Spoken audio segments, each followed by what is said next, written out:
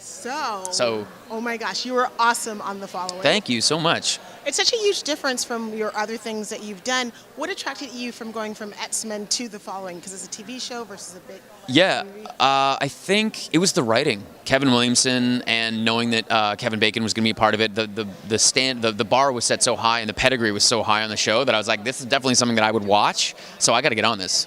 And yeah, I hadn't done a television show in a long time, and I was a little concerned of just about, you read the pilot, but you don't know where the characters are going to go. You don't know what's going to happen. But again, I knew that Kevin Williamson was a writer and a showrunner that really wrote for actors. So once he gets to know your strengths, he really sort of builds off of that. So I felt like I could trust him, and obviously he's a great writer, but also to create a character that I would feel comfortable playing and also get to try to do a great job at, you know?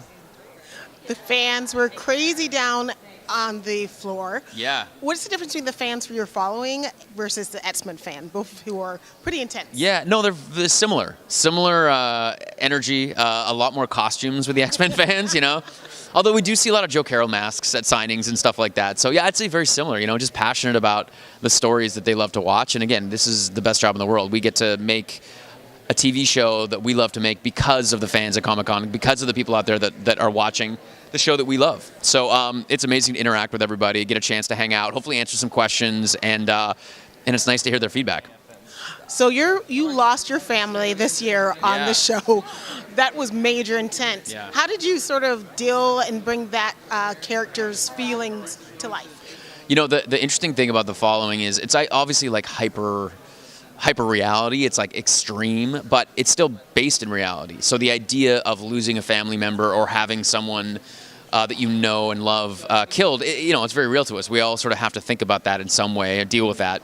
So I just tried to bring as much reality to that as possible. And the good thing about my character, Mike Weston, is that he doesn't have a lot of walls. He's very raw emotionally. So I just, I didn't have to hide anything. I just kind of like let it flow. And it was a tough sequence, a tough couple episodes. But it's what I love about the show. It's challenging and cool to play those scenes.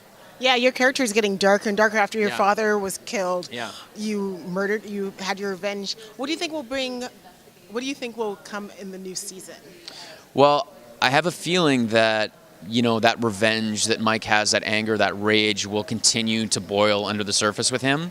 But, there's this new relationship with Max Hardy, this sort of new romance. And I'm hoping that Mike is going to try and walk the fence this year and sort of try to hold on to this new love, the ray of sunshine. But I know that the revenge is going to be underneath, so I think there'll be a lot of back and forth between which direction he's going to go. Is he going to kind of go down to the dark side and along with what happened last season, or is he going to try and pull himself away? And is Max going to be a part of that? I'm looking forward to seeing you this fall.